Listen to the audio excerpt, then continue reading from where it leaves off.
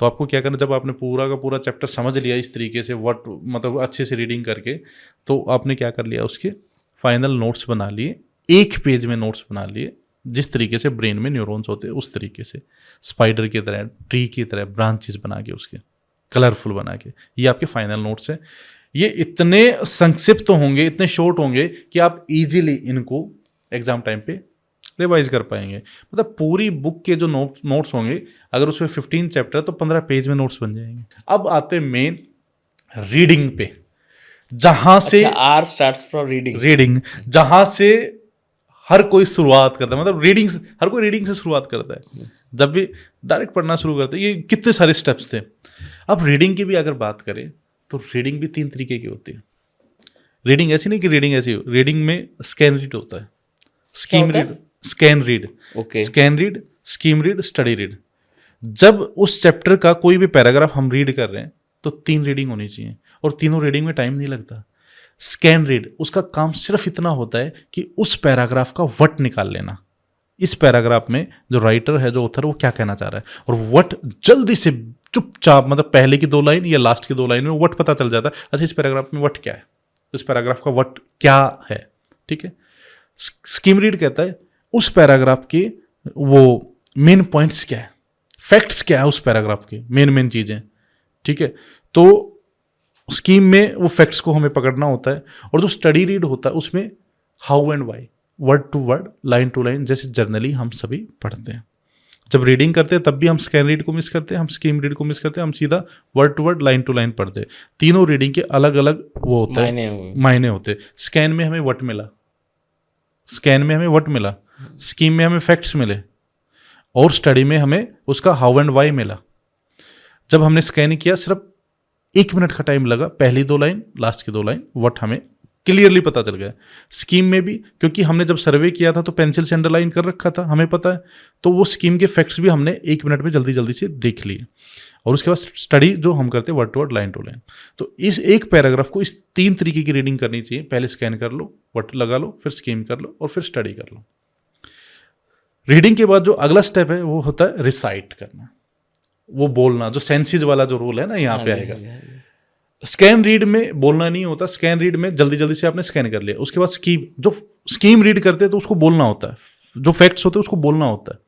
बोलोगे तो सुनोगे, सुनोगे तो मतलब अपने आप को एक्टिव कर लोगे। जब वर्ड टू वर्ड और लाइन टू लाइन पढ़ते हैं तब भी उसको बोलना होता है। मतलब रीड के बाद क्या, रिसाइट करो। स्कीम को, स्कीम रीड करते टाइम रिसाइट करो, और स्टडी रीड करते टाइम रिसाइट करो। रिसाइट के बाद होता है रिफ्लेक्ट करना। रिफ्लेक्शन का प्रोसेस ये कहता है कि आपने एक पैराग्राफ पढ़ लिया, दूसरे पे जंप मत करो, जब तक पहले रिफ्लेक्ट करो।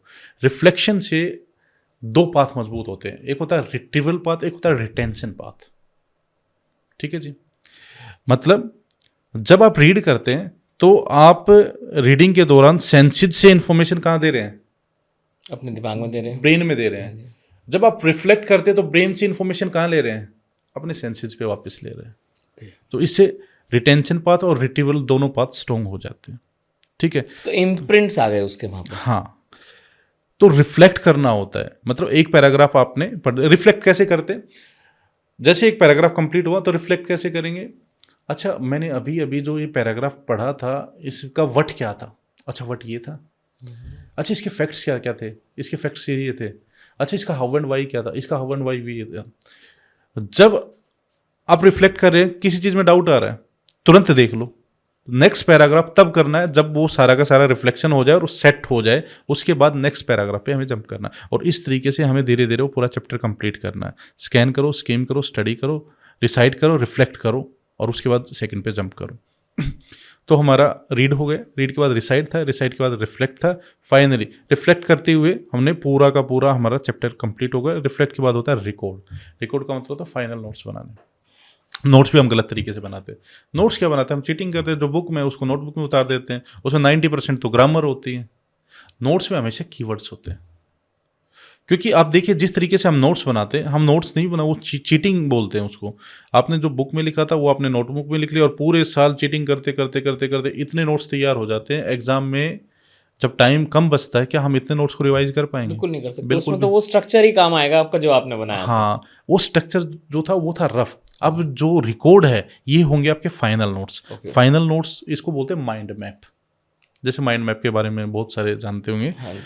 माइंड मैप में क्या होता है कि अच्छे अच्छे कुछ कलरफुल पेन वगैरह यूज करके ना, जैसे आज डिफरेंट डिफरेंट कलर के पेन्स हैं, एक ट्री का आकार दे दिया, कोई स्पाइडर का बना दिया, कितना भी बड़ा चैप्टर हो उनके नोट्स एक पेज में आ सकते हैं, एक पेज में। क्योंकि मैंने बताया उसमें 80% तो ग्रामर होते हैं, 20% ही कीवर्ड्स होते हैं। सिर्फ नोट्स में कीवर्ड्स आते हैं, आंसर तो हम खुद ही फॉर्म कर लेते हैं। तो वो जो कीवर्ड्स होंगे ना वो आपके उसमें आएंगे, नोट्स बनेंगे।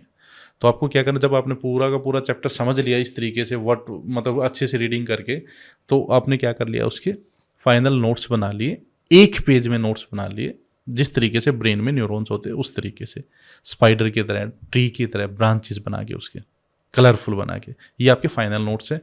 ये इतने संक्षिप्त तो होंगे, इतने शॉर्ट होंगे कि आप इजीली इनको एग्जाम टाइम पे रिवाइज कर पाएंगे। मतलब पूरी बुक के जो नोट्स होंगे, अगर उसमें 15 चैप्टर तो 15 पेज में नोट्स बन जाएंगे, 15 पेजेस में, जो आप आराम से वो कर लेंगे। Thank you so much friends, आपने इस क्लिप को पूरा देखा। और अगर आप ऐसी और क्लिप्स देखना चाहते हैं तो हमारे इस चैनल राहुल बेदी क्लिप्स को सब्सक्राइब जरूर करें।